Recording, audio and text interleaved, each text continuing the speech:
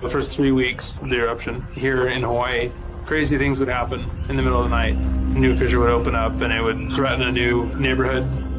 Thousands of people are evacuated from their homes. I started the Hawaii Tracker Facebook group to help people understand what's going on and get their questions answered. Hey, how's it going? We're live. This is Fissure 20. We had hundreds of people all throughout the neighborhoods sending in videos, articles, and images. We spend a lot of time making sure the accurate information gets out. This is live. There's still lava moving. They weren't just sharing a story, they were helping their neighbor. If a family was being evacuated, my group would just jump in and help out. So it was huge. They were watching out for each other. Hello, everybody. Thank you for coming. Thank you for the support from everybody. As we go through this, we're growing closer together as a community. When tragedies like this strike, you really realize how much you need each other.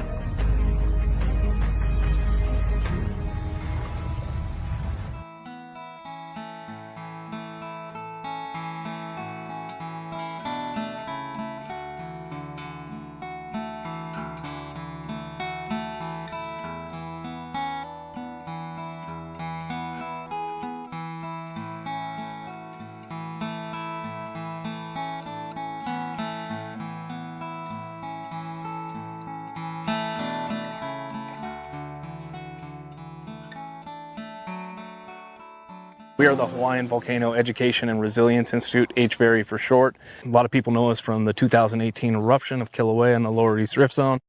Working under Hawaii Tracker on the Facebook group. Since then, we've been trying to carry on and take the lessons, the hard lessons that were learned during that eruption and try and prepare for the next major disaster that comes to our island. Yeah, so we do that through two different programs. One is volcano education, and the other part is digital resilience, which we address through online groups on social media. So the way the two programs work together is that the social media networks end up being a distribution pathway for all the information. And having that network in place means we can provide more than just volcano education, but any other preparedness information as well. What we were working for really came about in the Mauna Loa eruption in 2022.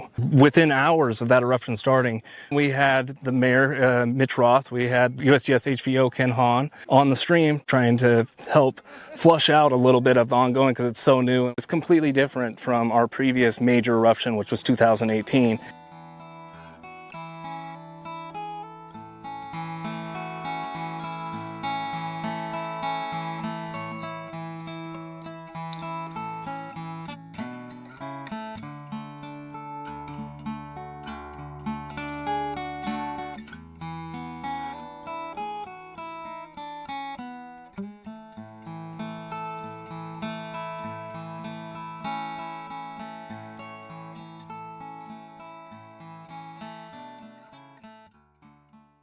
One of the things that Talmadge and I were talking about was how do we deal with social media? And it was something we needed to figure out and get right. Our job is to get information to the public and make sure that the public get it as well as possible and as correctly as possible. When Philip and Dane started coming to and live streaming the meetings, it was great because we were reaching more people than we normally would. So when the eruption actually happened, we had this relationship. The interviews we did during the eruption, the most fun ones were the ones with Philip and Dave because they were more relaxed, and we knew we were getting to the local community, and people were asking questions. So those were the best. I think I just want to really give a shout out to those guys and how we worked as a team on this eruption. It really worked out well, and we got to a lot of people we wouldn't have normally gotten.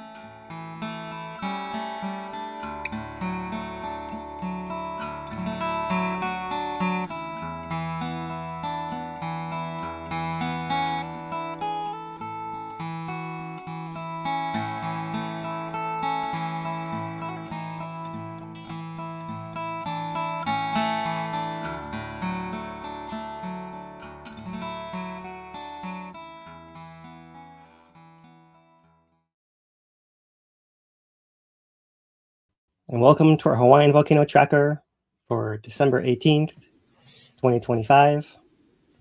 Today we'll be reviewing the almost 1 year of Kilauea's summit eruptions, episodes of lava fountains, and touch briefly on the signals happening now. It's been pretty quiet overall, apart from a Wagyu week on Kilauea. How are you doing today, Dane? How's your week been? Doing good. Yeah, just kind of wet down here and wait, nice to have it finally cool off a little bit. Waiting for the next episode, which, out on the horizon somewhere. Yeah, not too far away. Maybe from as soon as 4 days away to 9 days away, somewhere in that range, right? From a few days before Christmas to a few days after Christmas, more or less. Mm-hmm. So we'll see. But in any case, this will be our last planned update of the year. We'll review what's happening now, take a break for a few weeks here, and then come back in January to resume when Volcano Awareness Month is well underway. So Yep, we'll talk hit about the that ground a little bit going. as well. Yeah, Plenty for to sure. do in January. So we have Lou in the back end as well. He'll jump in here when the time is right as well. Otherwise, Dane and Lou will be leading discussion on the chat, collecting questions for us to discuss. Anything else, Dane, before we get into it here? No, I think that's it. Let's do it. All right. A couple buttons we got to push here to get everything laid out just right. And all right. Let's start with this. Okay. Hello, everyone. This is our Hawaiian Volcano summary for December 18th, 2025. 12 days have passed since Kīlauea's episode 38. An eruption is still currently paused, with monitoring signals suggesting the next episode will come sometime between December 22nd and 27th. This past week has been very foggy. This is a view from the V1 camera from the daytime, where you can see much of the time the camera is whited out. While at nighttime, there's only been a little bit of glow from either the north vent or the south vent and some of the cracks surrounding the areas as well. This being the views from nighttime for the past week of the V1 camera. So pretty quiet on Kilauea surface. We do mark about a year of eruption here. And so this view here of the S2 camera, which has been destroyed in this most recent episode, shows us a view of the last year of eruption. In that time, there's been more than 52 billion gallons or 199 million cubic meters of lava erupted. That's filled a crater that's 1.5 square miles or almost 4 square kilometers by an average of 223 feet or 68 meters. So that's more lava now during this past year than the previous 5 summit eruptions that lasted the 3 years prior. Right. So now, ever since 2018, we've doubled how much the crater is filled within this last year. Another way to think of it. So we'll recap the last year more fully in our full update. But here you can see the ground tilt for the volcano, showing the resuming pattern, building to an episode 39, with continuing inflation and tremor signals, as noted by the USGS, with the onset noted between the 22nd and 27th, as we mentioned. One other note of the update is that we're currently up to more than double the regular emission rates during the inter-episode periods, which means that the Kona winds that are dominant now in the wintertime are bringing a lot of VOG into the Hilo areas and elsewhere around the island as well. This is a VOG forecast from the VMAP project, showing those particulates blowing to the north all the way to Hamakua, all the way to South Point, depending on which of the next 48 hours you're looking at. Our citizen science monitoring network through Purple Air has shown variable readings throughout the day. For example, near the crater here, dipping into the yellows and occasionally the reds over the course of the day in a national park. We have a new image released with the extent of the lava within Kilauea crater and statistics noted here on the map. But otherwise, everything is contained to the summit, while elsewhere in the volcano, we see earthquakes on the south flank, but no action in either rift zone, as you see here. Earthquake counts continue on the south flank as the volcano adjusts to that summit expansion, but still fluctuate around that average background rate that we've seen for much of the past year ever since the onset of the summit eruption. Looking briefly at Mauna Loa, the USGS still has it at a normal alert level, returning to long-term background levels. And we can see that here, that in the GPS distance north and south across the caldera, we had a brief interval of contraction, but have resumed the extension of Mauna Loa summit, with magma with it extending and rising once again, indicating the long-term refilling of that volcano. Earthquake counts did spike during that adjustment, and perhaps more south flank adjustments of Mauna Loa may be coming, but we're back to the background level here, as you can see in the earthquake counts per week. And noting the very small size of that bump on the earthquake counts per month compared to the buildup ahead of the 2022 eruption. And that's our Hawaiian Volcano summary for this week.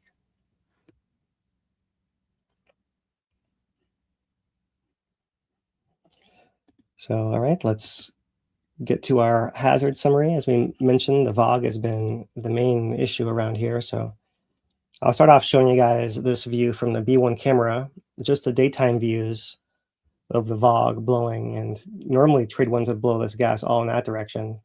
So when the winds are weak, it blows more straight up. But when we have strong Kona winds, as is the majority of this video, you see the gas blowing left to right across here and occasionally blocking the camera here.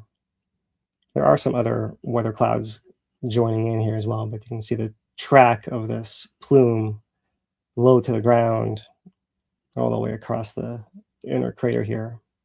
This is the steam vents overlooking the national park, so that's an area that could have impacts because of this persistent wind direction here. So turning now to the K2 camera, this is the one at Wikahuna Overlook.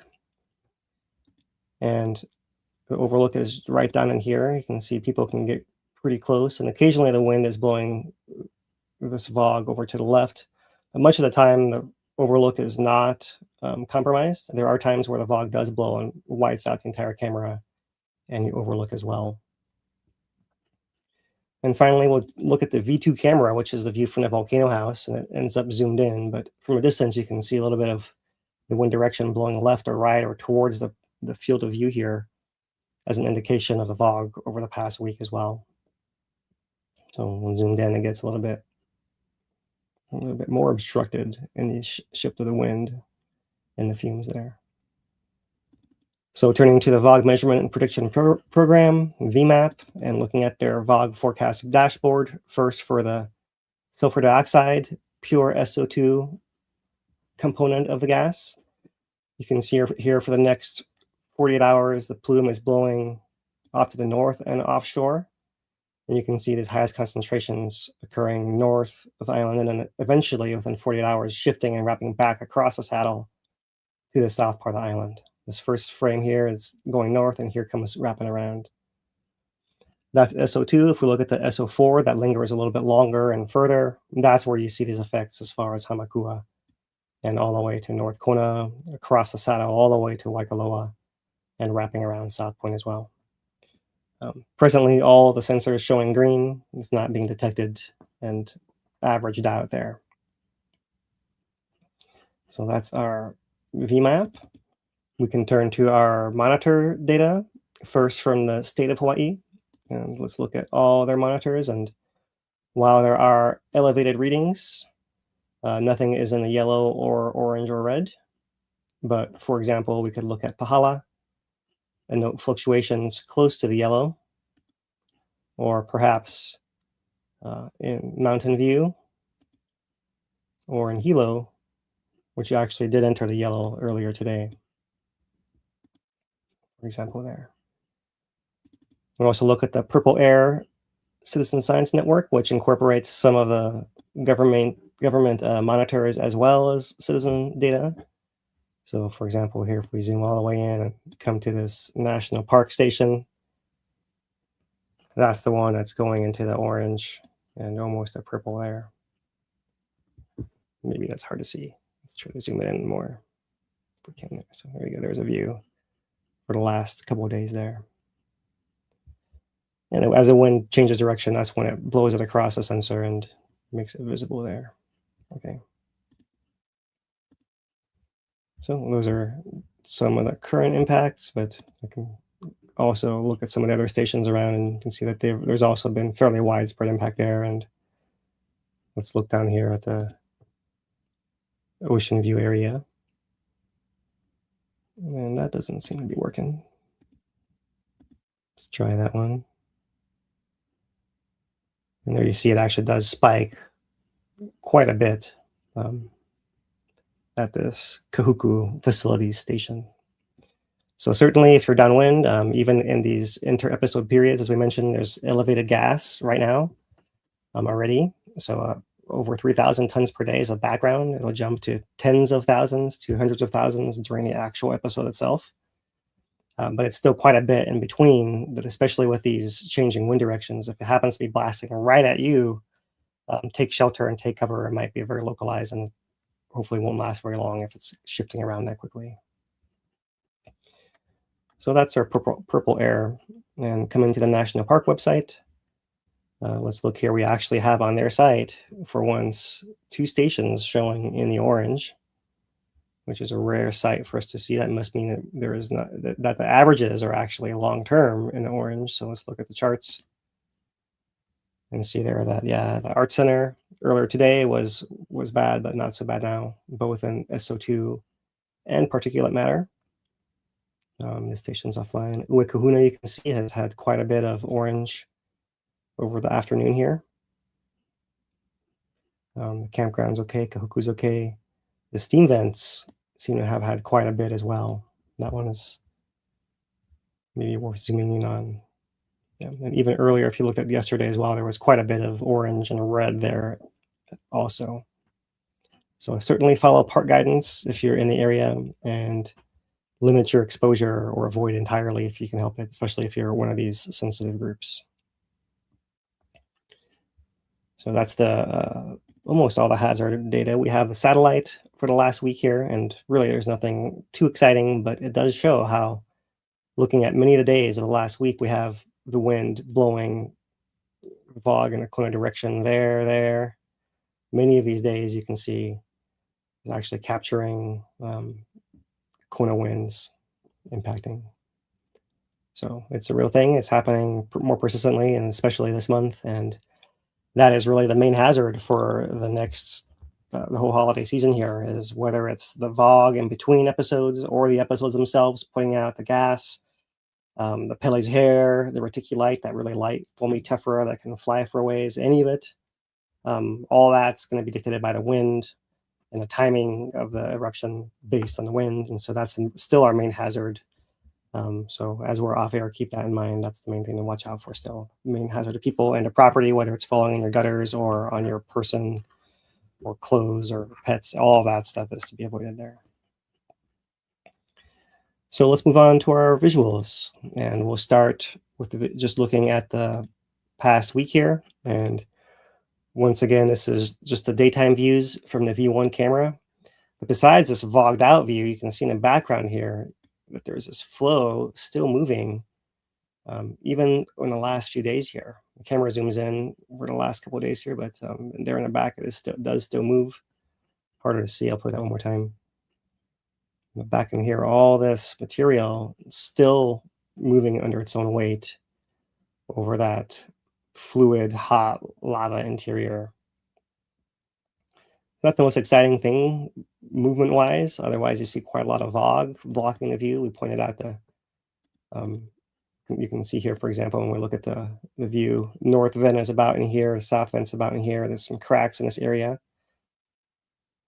So when I come to show you the V1 camera at night, there is our north vent glowing and a crack next to it also glowing. Then we get the south vent occasionally there as well. The camera does get zoomed in and you see the crack a little closer. But that's all the excitement for nighttime.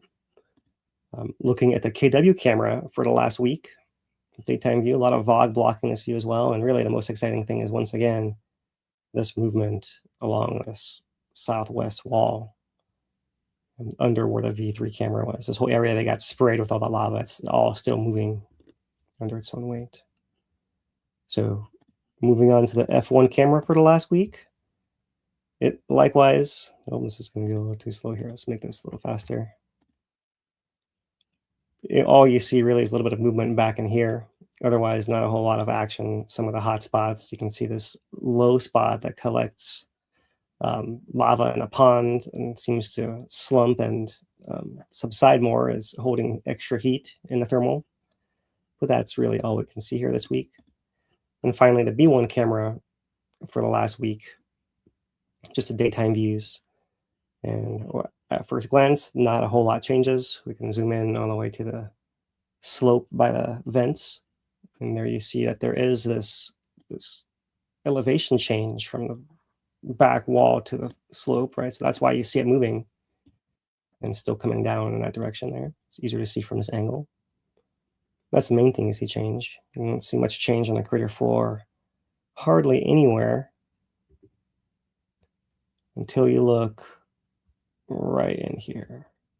And over the last week, all we see is right in here is some sagging of a fairly small area on the east side of the crater floor, but still speaking to the fact that we have some network of passageways of lava underneath this crust that seem to come and inflate when there's extra pressure and deflate when there's less pressure. And we're seeing some effect of that even this past week here, far away from the vents and a long time after the eruption has actually ended. So that's the last week. And looking at the live views, here's a V1 camera that is vogged out. And the V2 camera is also vogged out. And there you have it. Not a lot to see there right now. So we'll jump ahead to our monitoring signals, which we'll look at fairly quickly as well. And as we mentioned at the start here, there is still intermittent glow and tremor spikes indicative of gas pistoning in general. Over the last week, they happened to pause over the last 24 hours, but there is still, everything is still looking on track to go between the 22nd and 27th there. They noted the glow coming and going. Hard to tell because of low visibility, the fog coming across the camera, or the actual absence of glow. Some of the gas pistoning is changing a little bit, but it's all minor change really. What's most important is that we've come up 25 microradians out of a 33 that we lost before. So not quite all the way there, but a good amount of the way back. And I think it's interesting that the gas rates are higher, because when we saw this before, that actually led to a little bit earlier onset than we expected. So I'll keep an eye on this gas rate being reported here, and if it stays high, then it may mean that there's fresher magma coming up, and maybe it's on the early side of the window, if anything.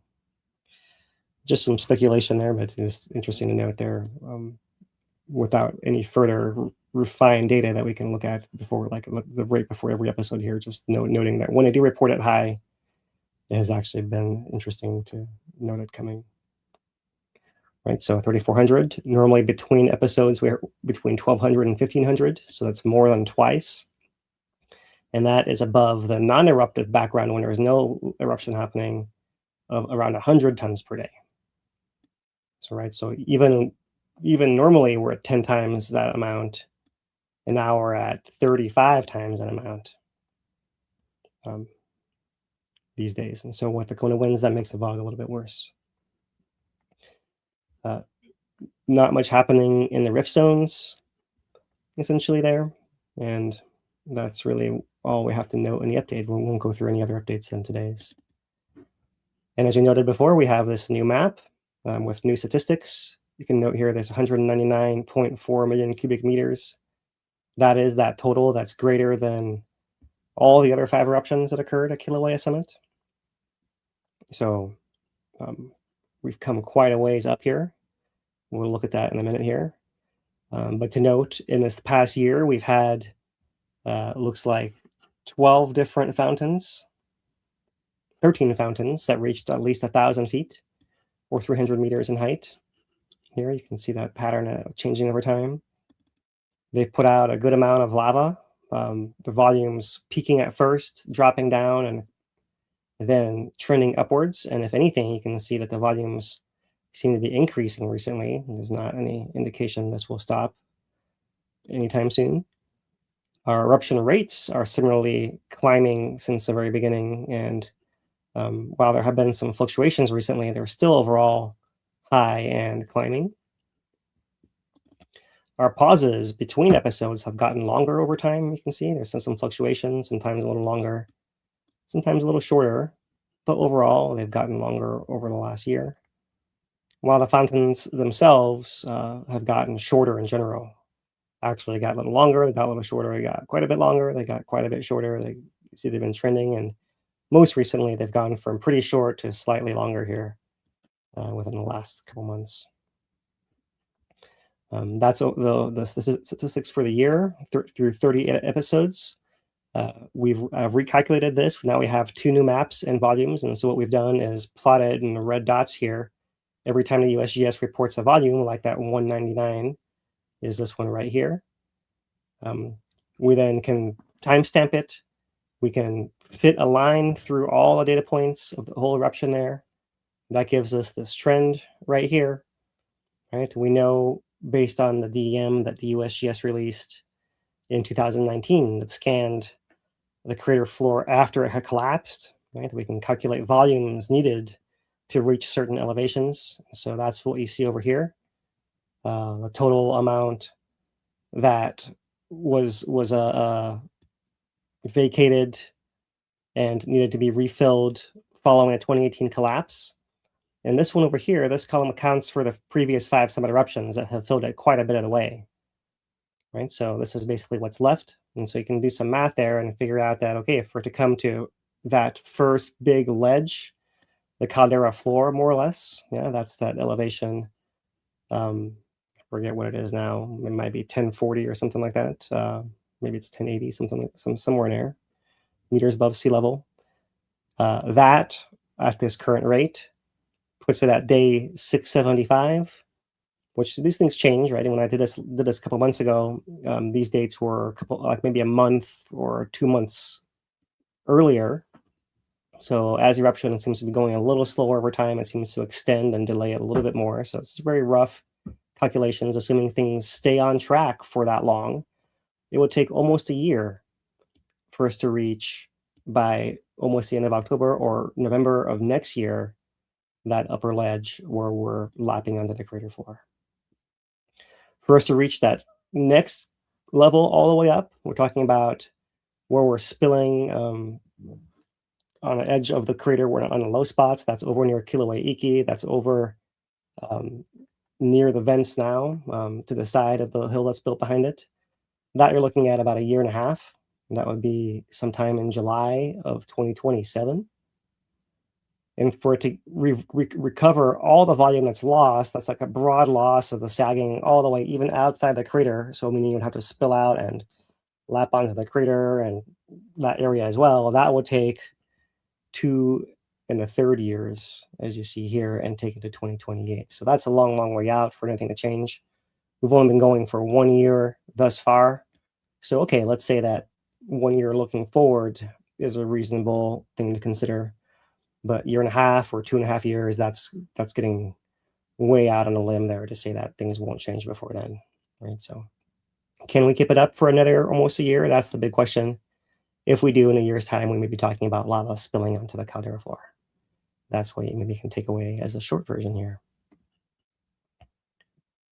All right, so let's move on to what other data we have. We have the Mounts project here that has a couple of INSAR shots from the 18th and the 12th. So starting with the earlier one, at the one that spans episode 38, here we see concentric rings showing several cycles of contraction because it's going blue to orange to red, or to red to orange towards the center. That's going away from the camera. So everything sinking as the summit reservoir deflated, centered underneath here. That's what we saw through the end of episode 38. And then in the week since then, we see the opposite pattern, blue going to green towards the middle. which is inflation and swelling of the ground, again in the same area over the magma reservoir over here on this eastern side of the inner crater. And you can see it doesn't fill quite as fast as it sags, when it lets it all out in less than a day. Last time it was 12 hours. And it's taking 1 or 2 or 3 weeks to fill, so that's the slower rate we're talking about here. But there you see everything is business as usual. No reason to believe anything will be different there. We can look at our monitoring signals a little more closely, and some of this data is blown out because of some noise, so I can't really see much for the last week of elevation. We can see overall climbing ground tilt at the summit and flat to declining ground tilt at the rift zone. That's all as it has been as well for all of the last year. Earthquake counts varying a little bit around the average of 30 per day background, but not a whole lot and not significantly. And occurring in normal bands there on the south flank. And contributing to the counts are also the Deep Pahala feeder zone from the hotspot right there, which on a map plot in blue in the steep zone over here. There they are coming in that direction. And then coming shallow, you see the summit population and the south flank population still as our main adjustment zones of the volcano. So we saw a couple big earthquakes in the south flank in the last few weeks here. Bigger, not really huge, right at 4 and a 3. So we know it's still adjusting, and at some point, that's perhaps a likely culprit to lead this current equilibrium to end, right? Because if this moves out far enough, that's what opens the summit pathways into the southeast rift or the southwest rift, right? By this block of land moving out of the way and opening. So that's the race we play. Can we last another year without further distribution of magma pressure away from the summit? So for the last month, we still have noise in the elevation data here. Here we see once again, the East Rift showing gradual decline, following a little offset from earthquakes we talked about last week. We've seen a couple earthquake signals on the chart here, but overall, we're still recovering ground tilt. That's our proxy for the swelling of the magma reservoir underground. So we haven't quite got to our threshold that we reached last time. You can see that's their calculation there, one of their factors of their models. How fast is it going? How long will it take? And so there you are, 4 to 9 days out. There is a sandhill, very similar data. Earthquake counts here, very similar around the background for the last month, with our 2 south flank events showing here. And I'll show you that in the map as well, but overall, very similar data pattern for the last 3 months, for the whole last year. Lava depth still gaining. Earthquake counts still steadily around background, with the last high count being just before the eruption about a year ago. GPS is still doing its accordion, stretching by big amounts there. What is that in this case? Looks like it's from -6 to somewhere in a range of +5 or 6, so 11 or 12 centimeters, 4 or 5 inches, somewhere in that range. It's stretched thus far in the last week and a half. And you can see that's changing. No data coming in from the rift zone, but everything is normal there. Here's the last 5 years, earthquakes per month. You can see the buildup to our current summit eruption and previous ramp ups to other activity over the last 5 years here, going back those previous summit eruptions, which you see more clearly here. There's one back in there from December 2020, which we just are also lapping 5 years on now. There is that one from 2021, 2023, actually had a few little iterations happening there. 2024, more of the rift activity, but still showing summit signals. And here we are, 2024 to 2025. And you can see how much more stable we are with that open vent rather than quickly recovering pressure like we have following previous summit eruptions. So those are our signals, just what to expect for the next month here. Probably more of the same, Deep Pahala quakes, summit quakes, soft flank quakes, including potentially a couple of bigger ones as they adjust like that. All right, so looking at earthquakes in particular for the last week, here's our current population, which shows not just what we're looking at in Kīlauea, but also some of these events on Mauna Loa, which also has adjustment on its east flank here and a little bit on the southwest flank, as well as showing some of these other deeper events that are settling on the island elsewhere, away from the most active volcanoes. So that's how that looks. And we'll look at the earthquakes by size for the last week here, the largest being a 2.7 deep event over Pahala, a couple of them actually in that same zone, and otherwise a 2.6 over on Akona side makes third place. So nothing really noteworthy there. The island is alive and adjusting always, right? So there she goes, doing her thing. So just to touch base here on Mauna Loa, since we're being our last update of the year, we're still at normal and green with the rates returning to background levels, noting that prior month had over 147 magnitude 3 and smaller earthquakes under the summit region. Month before that had 123, so we're really down here. And so like during that time is when we see this change, where we see the contraction of the GPS at the summit and the dropping of elevation up there as well. And so there over the last year, you see where those earthquakes are concentrated mostly over those particular couple months. They're under the summit, a little bit to the southwest, this sector to the northwest, and somewhat over here as well, but really dispersed all across there. Whereas really in the last month, it's quieted down quite a bit. You still see a little bit of it happening, but very slow rates. And especially if you look at the last week, you see, oh, look, there's a little flare up in the northwest, but that's really all there is to note this week.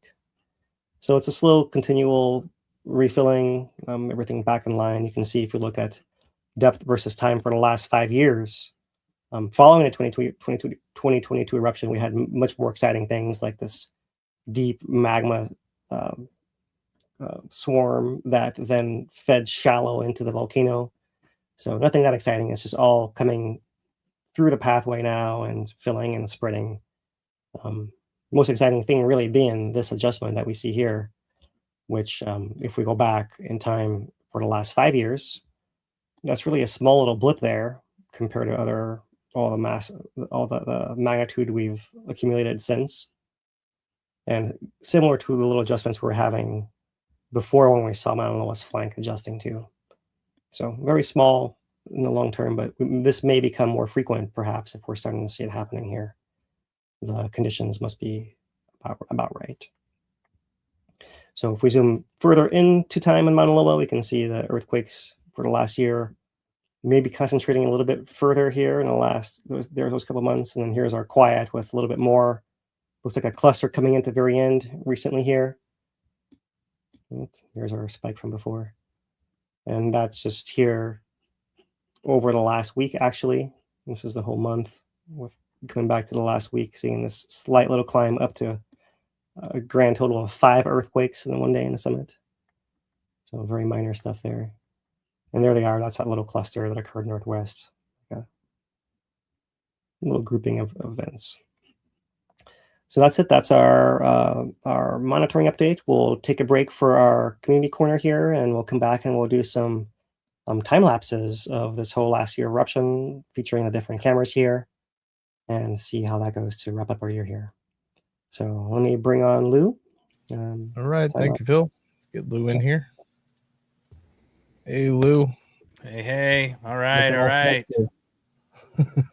Yeah, I think I'm good. I was a little laggy. So if I, hey, you know what? Who do we have up here for ASL? Hey, there's Carrie.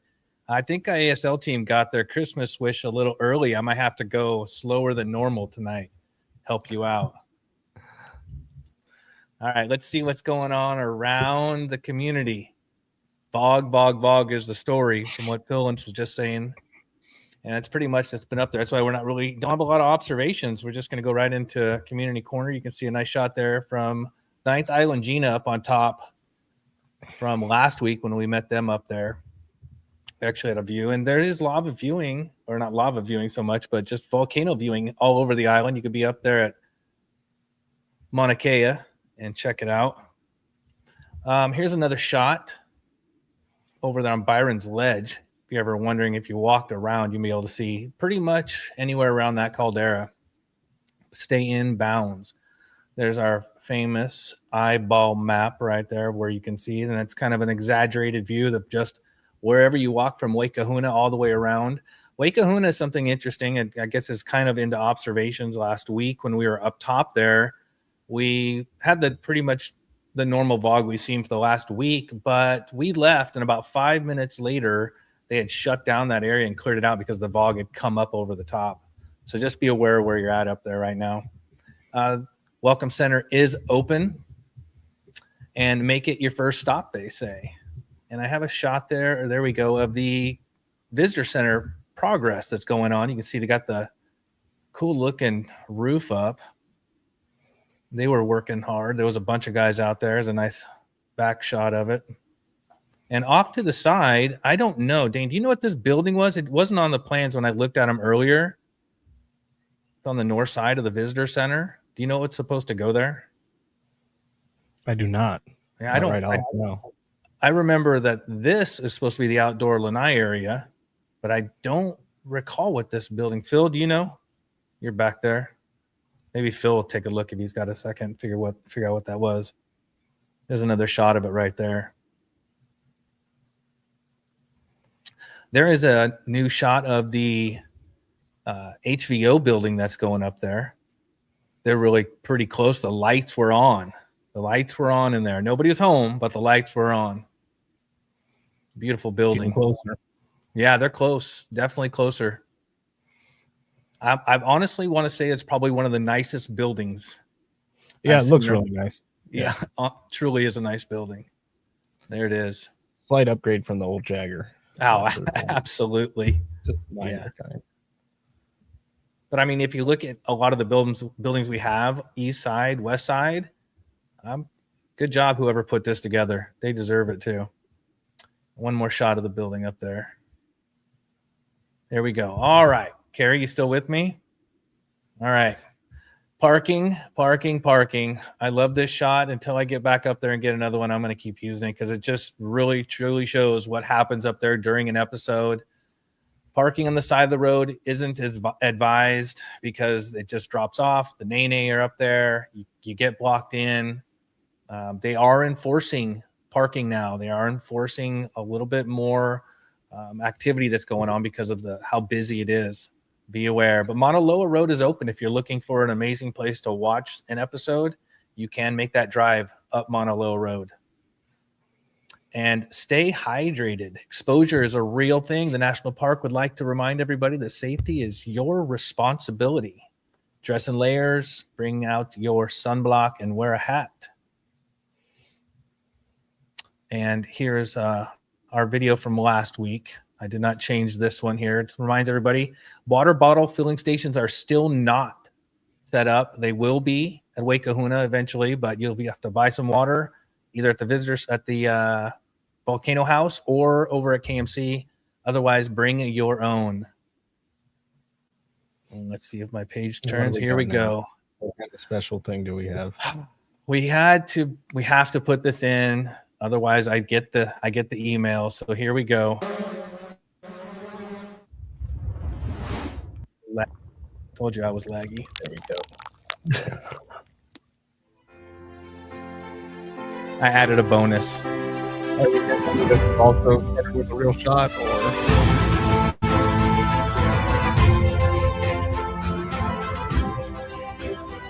wait, what?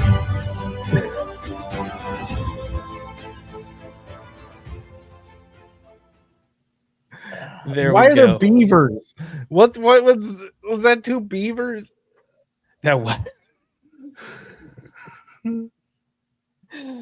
Because I put cats in there, and I just thought, why would a cat be at a volcano?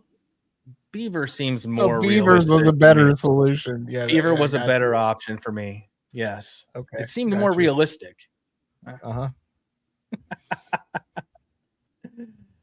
Just a little fun around here. Stewardship at the summit still going on. Help take out the invasive species. December 20th is the last one of the year. Meet at 8:45 up there. They will provide some tools for you, but bring some of your own gear if you think you need it. Ranger guided programs are happening up at the Kīlauea Summit. You can see the sign up there at Waikahuna. It's right outside the bathroom. I saw it when I was up there. That's happening almost daily. Life on the Edge is the only program I know of that's going on. So you might want to stop in at the Welcome Center and ask. And here we go with Volcano Awareness Month. Phil talked about it a little bit. We're going to be talking a lot about it coming up here next month. First one, though, is kicking off here with, it's not Volcano Awareness Month. It's a special presentation of the 1 year of eruptions on December 23rd. There's a lot of chatter on whether we hit episode 39 coming up here for the 1 year. Put your thoughts in the comments. I'm curious to see who's thinking we're going to get it on the 23rd. But you can go up there at 10 o'clock on December 23rd over to the Steeman Bluff and listen to the year of eruptions. It's been quite a year of episodes. Saturday, January 3rd, kicks off the Volcano Awareness Month. This is with Mike and Drew. I would recommend definitely. I'm sorry, this is with Ashton Flinders. It's a 45-minute walk and talk at the Pacific Tsunami Museum. First one they've had there in a while. I don't definitely would check this one out. Ashton is a fantastic speaker. Next one is with Mike Zoller and Dr. Drew Downs. That is in the park there. And that will be over at the Kīlauea Overlook and from 10 to 11 on January 6th. Could be a good one. That's going to be a real good one. Yeah. And let's see, let me go right back up here. And then there's one that's right after that. And Dane, this is the one in Waikoloa Village, right? That's with Dr. Ken Hahn. Right. We're going to try and stream some of these since they're on Thursdays. They're going to play at roughly the same time we do our updates. So we're going to probably just try and live stream some of those ones that go alongside. Yep. So pay attention to what we're doing on Thursday nights because we're hoping to get some of these in here that are on Thursday night, shot to you guys live. And let's see what else I have on here. And you can sign up for our email list at hveri.org/subscribe. Get onto our subscriber list and our volcano eruption notification list. Be notified when episode 39 kicks off. And there we go, Dane. Well, I'd like to thank everybody for tuning in today. You know, we rely on viewers like you to keep the thing going, but we also rely on the Bye-Bye Grant program through the County of Hawaii, who the county helps support this program as well as our digital resilience and youth development program. So appreciate all of the support there. And yeah, I'd like to thank all the supporters that have donated. We do take donations over on HVERI/org/donate, throwing it up on the screen there. And we do have a bunch of donations come through. Let me check. We got from Raven there, and I'm just double checking on my end, and that is all I have. Yeah. There we go. Okay, cool. Yeah, I mean, we got through it, and we, appreciate everybody that has been we got through our donation drive. We were able to hit our goal, so we appreciate everybody that contributed to that whole thing. And we will be back, with your support next year. 2026, right around the corner, huh? Right. We do have some time lapses to finish on, so I'll go ahead and get Phil back in here, unless you got anything else there, Lou. No, that's it. I just want to say real quick thank you to everyone who's donated, supported us this year, whether it was on our donation page, hveri.org/donate, through here. Since we started the giving program on YouTube, we get 100% of your donation now. So it doesn't matter whether you donate here or there. We appreciate that. And to all of you that watch us week in and week out, your support is what keeps us going. So we appreciate it. Happy holidays, everybody. Right. Thank you, Lou. And let's go ahead and get Phil back in here. Hey, Phil. It looks like ASL is swapping out as well.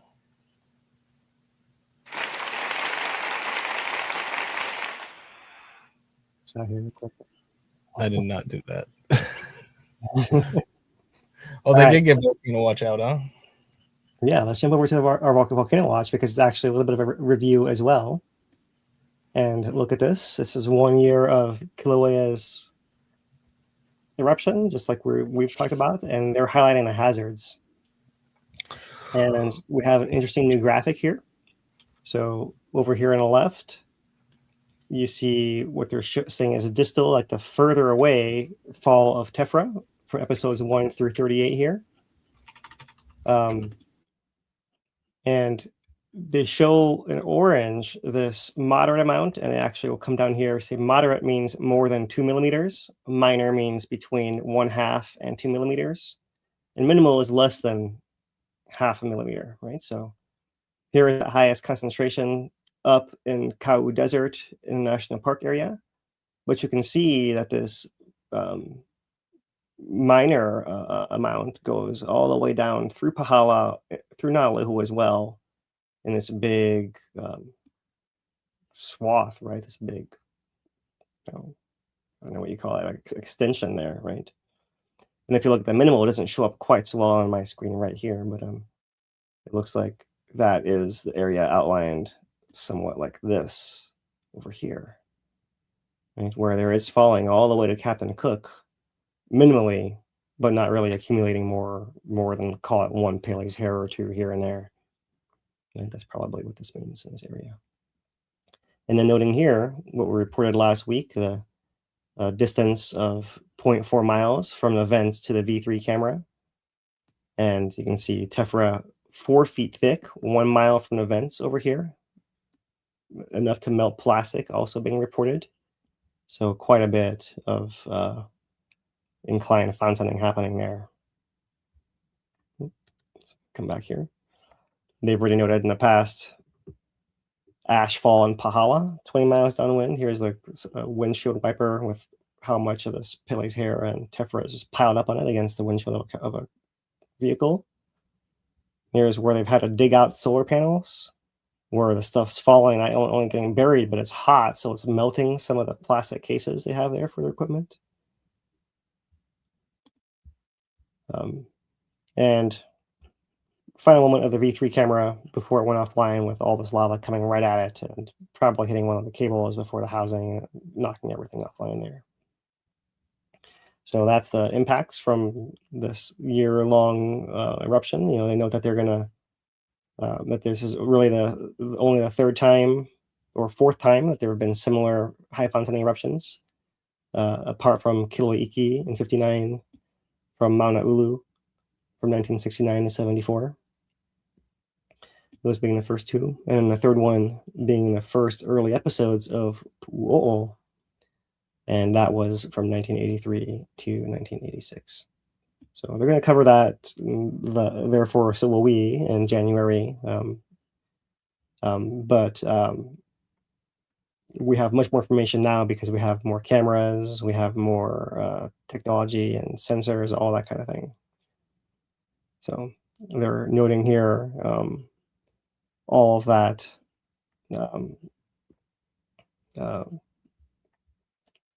all the accumulation of a year's worth of activity there at the summit. They're noting here that new hill being 140 feet tall, 42 meters behind the vents on the northwest rim. They're noting that where the V3 live camera was located, 0.4 miles from the vent, the site is now buried under 10 meters, 32 feet of tephra.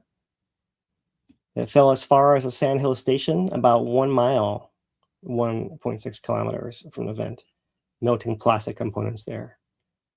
The Sandhill is now buried beneath about 4 feet of tephra, all the way there, a mile away. So it's really interesting, and that's the key safety message.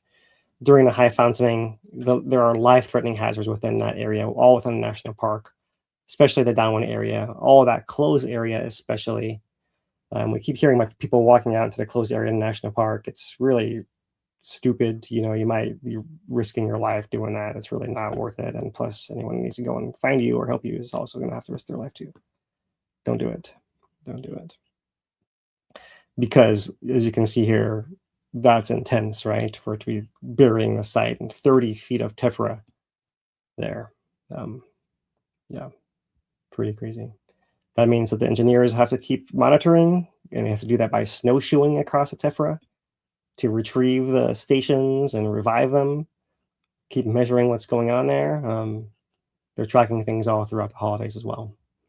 So that's our volcano watch from this week, and especially these graphics were ones to share as far as the hazards here. And so from that, we'll move on to just looking back at Kīlauea over 2024 and 2025. Mostly 2025, where we only had a little bit of the end of December in 2024, but that is what we have here. And well, let's see here. I think I might have forgotten to. Oh, no, I did have something else here. So I did. Well, here's what else I found. I'm trying to figure out which of our concepts we ended up going with the national park.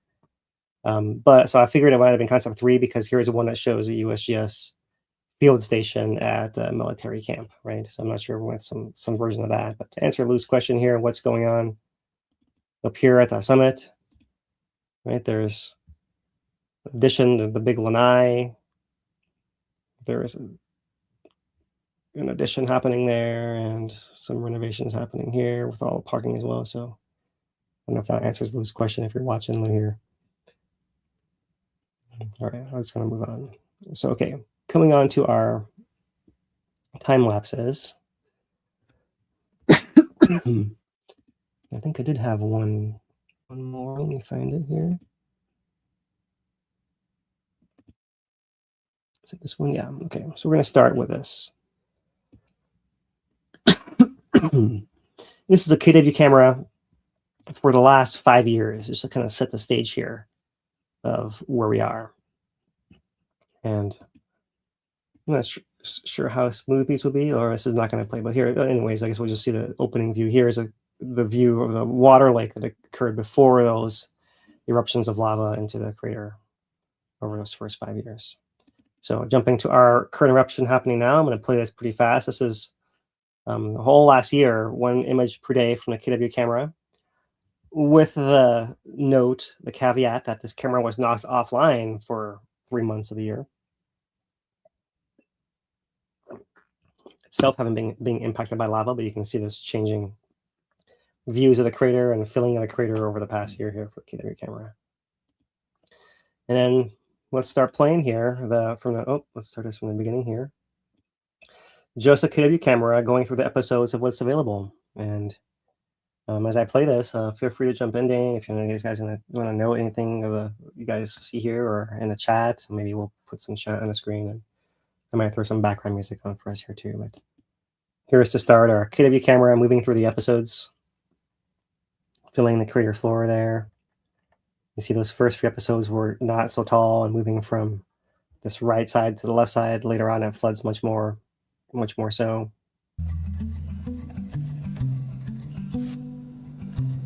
In here, if you got anything. Yeah, it's really been reflections on the year is where we're at here, right? This is how we're gonna end our year of covering this eruption here, and you guys can see how many times we've come through and updated you with views of the crater floor filling with lava. These are fountains. This camera was up through episode 15, and that was that first spray of lava that gave us our first high fountains that landed on these cables, knocked it offline. I think it might have been until episode 27 before it comes back. So here that comes. Episode 15. That's the last view. It gets put back online. We get a bit crisper image. Skip there when that was down. About 12, maybe. Yeah, it was a decent chunk, wasn't it? We're without the best camera, really. One of them. Now we have the V3 waiting period. Isn't that one supposed to be coming back soon? Is it coming back to V3? I haven't heard any details on that. I was hearing rumblings that the V3 is coming back. They're looking to replace it or something. I Well, mean, that's it's great, such a big camera that how could you let it go? Right, but if the site is actually buried under 30 feet, then they probably need a whole bunch of new equipment, and they can call it something similar, right? Right. Oh yeah. So let's do the B2 camera next. And here, B2 didn't last very long either. It only went through episode about 14, I want to say. But it was closer to the crater floor. And as the crater floor was filling, first it was catching the lava flows further away. They kept getting closer and closer. We saw the crater floor bulging from flows moving over top of it, but also from being injected below. You know what would have been cool with this camera, and I'm sure nobody thought about it until afterwards, was, hey, what if we put a thermometer on it that gave real-time readings about how hot it's getting at said camera? Right? Because you don't realize, like, it looks like it's a ways away, and then one of these frames, it's going to be a little too close coming up here in a bit. And right, they're cutting. I mean, it's cutting off the bottom, right? Like, I mean, the bottom is raising towards the camera, and there's lava out of the field of flow. Right. Like, look at that big flow. So episode 12, 13. Some of these were alternating, staying further to the north, but occasionally one flow would come close to the south. So maybe it wasn't 15, maybe it was 18. Actually, that's how long this one lasted. There was one of those northern flows. 17 was a littler one. Look at the bulging, and here comes 18, and there is the melted case of this camera. And this is the one that actually became the V3, right? This is the housing got replaced, but the actual camera got renamed the V3 before it was also destroyed. So here's B2, 1 per day. You really see that rising of the crater floor over that about 4-month period there that this camera Pretty was quick at that actually point. Right. At certain points, it really pops in there. Like, it moves all that. Hurry up and wait. Yeah, and you can see it when it changes texture, that's a big flow coming across, but when you see the same feature is just lifting up and it's getting injected from below. And that's the tribute to the B2 camera here. Served as well. So the B1 is further away. Let me start it off here.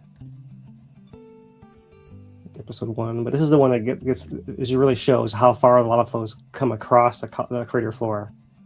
Early on, we can still see these hills from the September 2023 eruption visible here. A lot of this downdrop block is still exposed.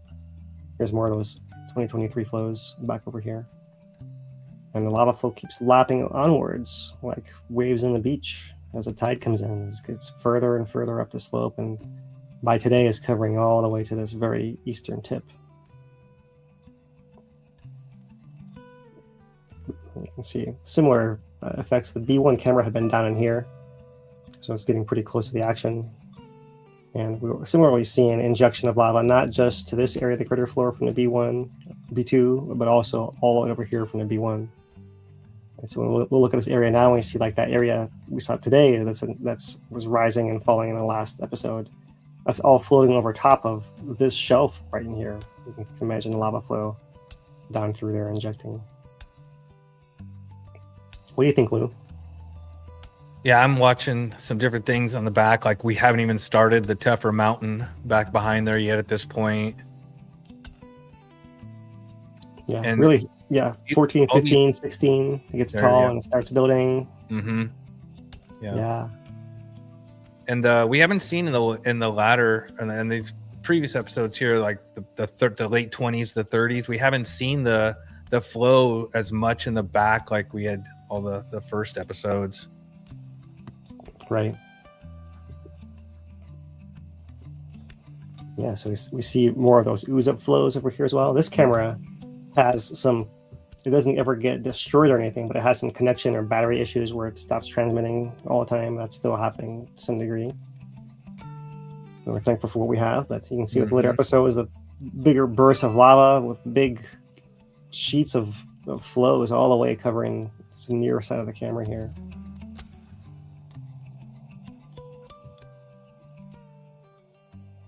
There are twin fountains of 35, 36, 34. I guess 37 did make it all the way to the end, huh? Didn't it? So many of these episodes we've been watching. Yeah. Most of them do. This last one almost didn't, and that was a little bit. Yeah, that was one of the weaker flows across. Interesting. Mostly because it was spraying out of the crater the other direction, right? There was less lava staying in the crater. It was building 30 feet on the rim. So that's our B1 camera for all the episodes. But I also like to look at just the 1 a day view, see how that speeds it up there. So you can see the changes here. Like, for example, this ledge getting lapped onto and filled in over time. These hills getting buried, lifting up a little bit, then eventually disappearing. Right? At one point, we had a little bit of an island from our previous eruptions sitting over here, which got buried early on and is all the way gone. Not mentioned much often anymore. You really see how our B2 camera that had been sitting down in here on the slope, how this whole slope gets lapped onto as well. And maybe I should zoom it in, see that a little more easily there. And yeah, you can see the hill growing on the backside here, as well as stuff on a shelf just below it. A lot of changes. It's been a dramatic year to witness changing Kīlauea Summit. See this injection over here as well on the east side. And one last one on the B1 camera here. I thought we'd go all the way back as far as we could to when a B1 was actually further in close to the crater. So back in 2021, showing similar views, filling the crater. We had those tornadoes that were rising up. Mm-hmm. There's some gaps in time. Maybe the camera got moved back there, just in time for the flows to come and start lapping on there. There's our hills. And we just saw getting drowned. So here comes those flows in the last year. And that's how it all fits together there.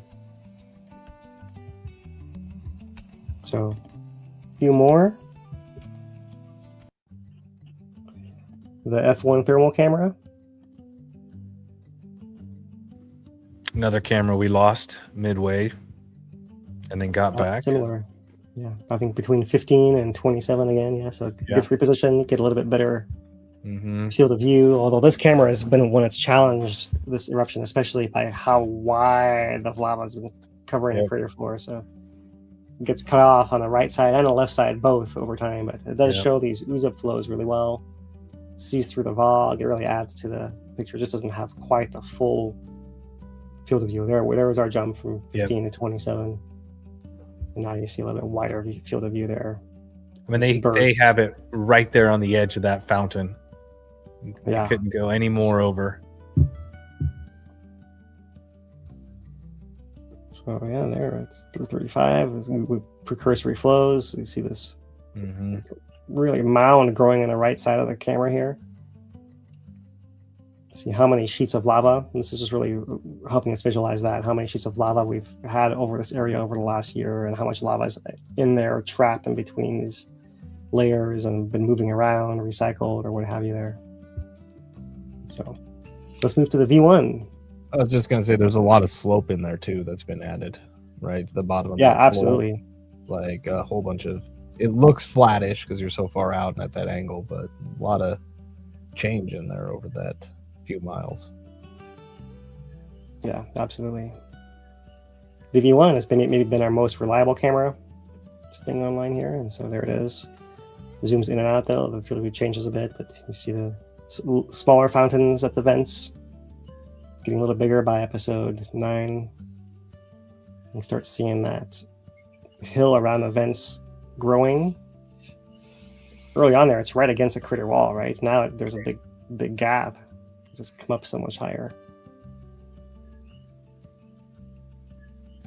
Yeah, and then we don't even have the tephra accumulation until right about here on that back rim of the caldera, around 15, 16.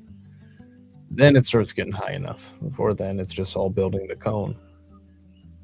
Right, as well as all those overflows that we're getting, right, that last for hours or sometimes days ahead of the actual fountains. And that's building a lot of that slope and that high area around the vents as well. that, and then the sheets of tephra, especially later on when the fountains start getting to be inclined when we get into the 30s. We're not quite there yet. Here's where we start seeing the V-shaped fountains. Really, this early phase, one fountain's almost always becoming dominant over the other one eventually. Most of the episodes, yeah. Only a few. Until we get into the 30s, where we start having them go off two at once with the same vigor, and one isn't robbing the other for most of the duration. Here's our lateral fountains beginning in the 30s.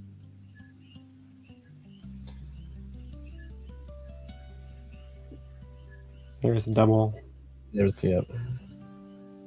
And eventually our triple with a very brief start of 38, but then 38 reverting back to a single dominant fountain too. Right. A weird one. V1.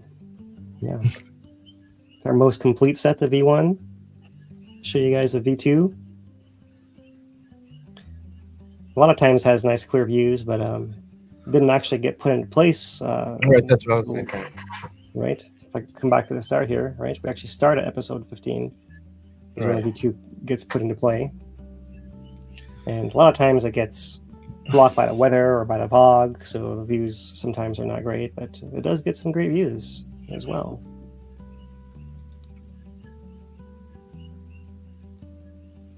It's a little bit more representative of what you might see yourself in person with a big zoom lens from the area like Volcano House or somewhere around there.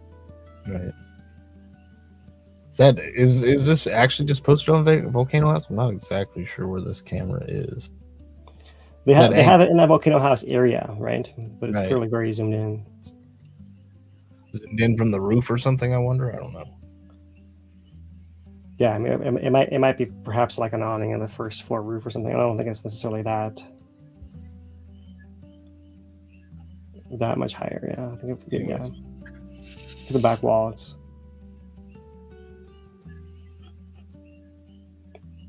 lots of zooming happening on this one. Yeah. So we'll have to show you the V3. The V3 didn't come into play until episode 22. Remember the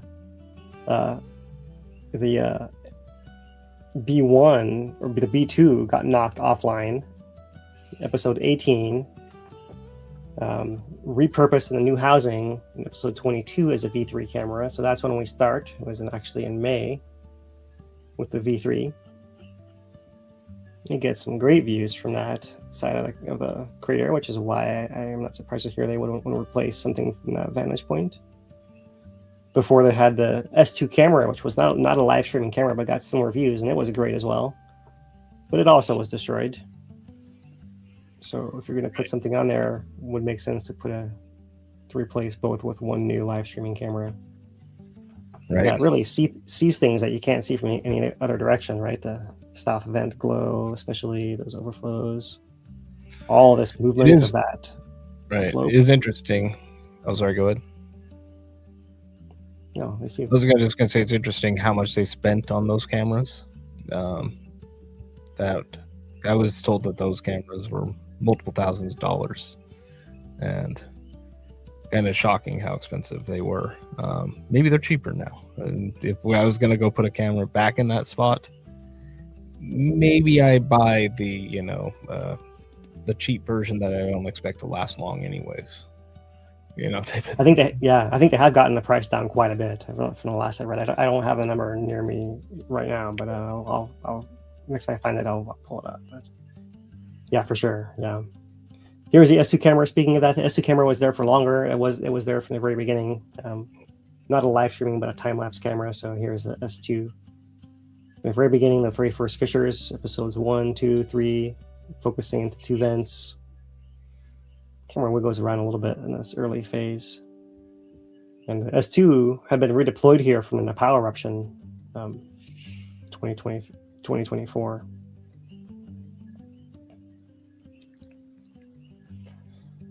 Yeah, it really was a good spot for it, and especially in those first episodes, nobody knew it was going to really anchor here for a year.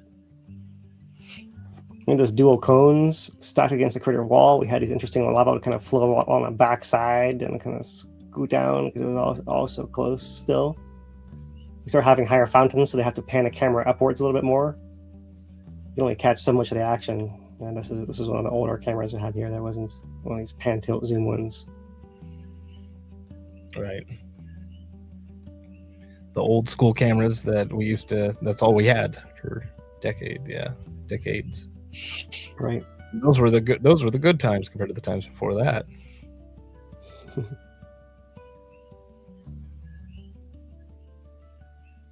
So you see it stays online that entire interval as well until just this last week. And episode 38 finally takes it out. So this camera had a good run as well. This is one of the longer lasting service cams that has been around the block here on Kīlauea. And it's nice because all the live cameras, there's a whole bunch of pan tilt zoom going on. And this one, it's more of a static look at the area. Yeah, they had to adjust it a few times, but they try and leave it. Yeah. It's a lot easier to make these long-term time lapses, right? When the view is not changing, because you can compare motion and things like that. When the thing changes, there's only so much you can do. Yeah. And there's our last view from the S2 camera. One of the last views there. It's got to be right if that explosion was happening. Took it out, yeah. So one last one from the S2 here. A little bit quicker version. This is what we started off with in our earlier summary. Just one shot per day from the S2 camera, showing that whole evolution over time a little more quickly. Not focusing so much on the episodes, but more just on a change of the landscape there. You see that hill on the left side and a big ramp up the back wall now. That wasn't there before. And everything rising up. So that's the time. Yeah, that's the last camera. So in total, 5 cameras damaged or destroyed. We had the F1, the KW, and the laser rangefinder were all damaged, then came back online. We lost the B2, got put up as a V3, lost the V3, and we also lost the S2. Was the B2 really like totally lost? I thought it just like melted the housing on it. I thought the camera. And it became the V3. Okay, that's what happened. That was the progression. Yeah. Okay. Well, pretty cool. And here we are at the end of the year again. So yeah, just a reminder, we mentioned at the beginning, but we will be taking a little bit of a break after this episode and be getting back to you in the beginning of the year with Volcano Awareness Month and presentations from USGS. We got a whole bunch of stuff coming up on that front. So so to be specific, it'll be January 8th, right? It will be our next live stream. Now we do expect there to be at least one episode, possibly 2 there in this time in between here.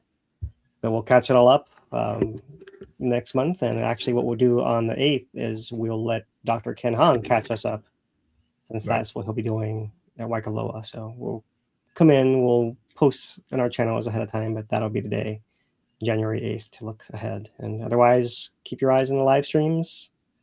White Tracker Facebook group will be still going. So if you're looking for images and videos of the volcano from people that are there, check out that spot. Also, as well as our volcano eruption alerts, which you can check out on HVERI.org/subscribe. And then there you'll be able to get our email alerts of the episode when it begins, in case you're looking to head up there yourself. All right, so let me just rearrange the stage here. Let's get Lou in here as well. Did that work? Oh yeah, that's we all in here. So All right, guys. So yeah, we'll sign off for the year here. Mahalo, everybody. Appreciate everybody. Happy holidays to all of you out there, to all of our team here as well. Yeah, all up and everywhere in there, Lou. Yep. Here with family, so I never knew who was going to walk by. Well, let's let you get back to them, huh? All good. Yeah. Thank you, everyone. Last words for the year here. Yeah. Yep. Go ahead, Lou. I just want to say one more time, thank you to everybody who supported us this year with all the donations, all the time you spent watching all of our updates. Looking forward to you all coming back for another year of our digital doors being open, as Dane likes to say, and to our ASL team that put up with us for hours at a time, and myself, who speaks at 100 miles a minute. So I do appreciate them. Thank you very much. All the mod teams that are out there that we have All on of our track. all of our mods, definitely. So that's it. I appreciate everybody. Merry Christmas. All right. All right. So, all right, last time for 2025 for our nonprofit HVERI, the Hawaiian Volcano Education Resilience Institute, for Dane DuPont, Lou Atori, our ASL interpreters, Carrie and Daniel Kaufman. I'm geologist Philip Ong. Aloha, everyone. Happy holidays.